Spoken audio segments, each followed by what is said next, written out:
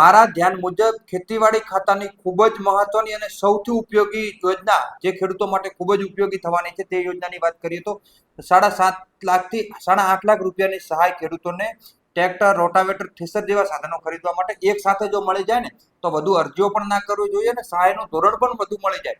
તો આ યોજના વિશે આજે વાત કરીએ તો ખૂબ જ મહત્વની યોજના એવી એગ્રો સર્વિસ પ્રોવાઈડર યોજના. આ યોજના ખૂબ જ મહત્વની યોજના છે.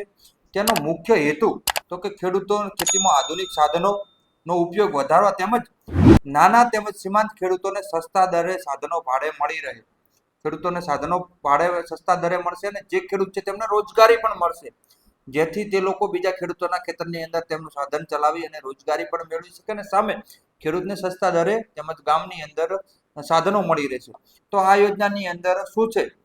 આ યોજના અંતર્ગત ગામ્ય સ્તરે એક સેવા કેન્દ્ર શરૂ કરવા માટે સરકાર સહાય આપે છે. આ કેન્દ્રમાં ટ્રેક્ટર, થ્રેસર, રોટાવેટર જેવા આધુનિક સાધનોની ખેતીની અંદર વસાવવાના હોય છે અને આ સાધનો આજુબાજુના નાના ખેડૂતોને વ્યાજબી ભાડે ચલાવી શકે તેના માટે એક મહત્વની યોજના છે.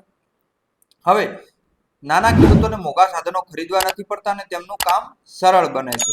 આ યોજનાનો લાભ દેનાર વ્યક્તિ સંસ્થાને ભાડાના દ્વારા એક વધારાની કમાણી પણ થશે. આ યોજનાની અંદર મંડળી પણ ખરીદી શકે છે અને વ્યક્તિગત ખેડૂત પણ ખરીદી શકે છે. હવે અત્યારે આ યોજના આઈ ખેડૂત પોર્ટલ ઉપર ગુજરાતની અંદર ચાલુ છે. વર્ષ 2026-27 માટે આઈ ખેડૂત પોર્ટલ પર તેનું ઓનલાઈન ફોર્મ ભરવાનું શરૂ થઈ ગયેલું છે, જેની છેલ્લી તારીખ 4 જૂન 2026 છે. જો તમે અરજી કરવા માંગતા હો તો અત્યારે વહેલા તે પહેલાના ધોરણે ફોર્મ ભરી દેવું હિતાવહ છે.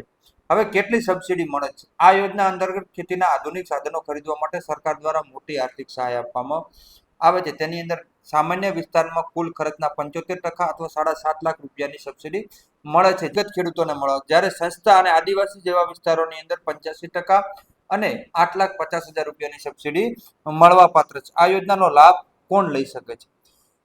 આ યોજનાની અંદર વ્યક્તિગત ખેડૂતોને પણ પ્રાધાન્ય આપવામાં આવે છે, તેના કરતા સંસ્થાઓને પ્રાધાન્ય વધારે આપવામાં આવે છે. તેની અંદર પ્રાથમિક કૃષિ ધિરાણ મંડળી એટલે ગામની સહકારી મંડળી છે, ખેડૂત ઉત્પાદન સંગઠનો એટલે કે એફપીઓ અથવા તો ખેડૂતનું જૂથ, સહકારી સંસ્થાઓ, સખી મંડળો અને સેલ્ફ હેલ્પ ગ્રુપ આ યોજનાનો લાભ લઈ શકે છે.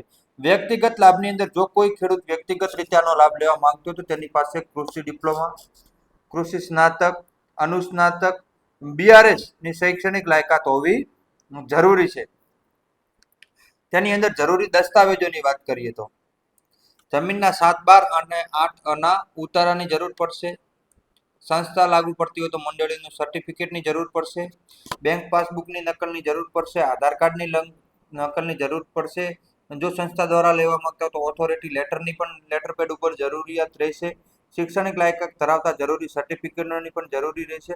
અરજી ક્યાં કરવી? તમે જાતે પણ અરજી કરી શકો છો અથવા તો નજીકના સીએસસી ઓનલાઈન સેન્ટર ઉપર પણ જઈને તમે અરજી કરી શકો છો. આઈ ખેડૂત પોર્ટલ ઉપર ખેતીવાડી વિભાગની અંદર એગ્રો સર્વિસ પ્રોવાઈડર તરીકે અરજી કરવાની રહેશે. આ વિડીયો તમારા માટે જો ઉપયોગી લાગ્યો તો અમારી બનાસની ખેતી ચેનલને સબસ્ક્રાઇબ કરો અને તેની બાજુમાં આપેલું બેલનું આઇકોન છે તે અવશ્ય દબાવો અને હા, અમારી ચેનલ સબસ્ક્રાઇબ કરતા જજો, કેમ કે આનાથી પણ ફાર્મર મશીનરી બેંક સ્થાપવા માટે 30 લાખ રૂપિયા સુધીની સબસિડી મળે છે. તેનો પણ આપણે વિડીયો મૂકવાનો પ્રયત્ન કરશું. તો આ વિડીયો વધુમાં વધુ ખેડૂતો સુધી શેર કરો.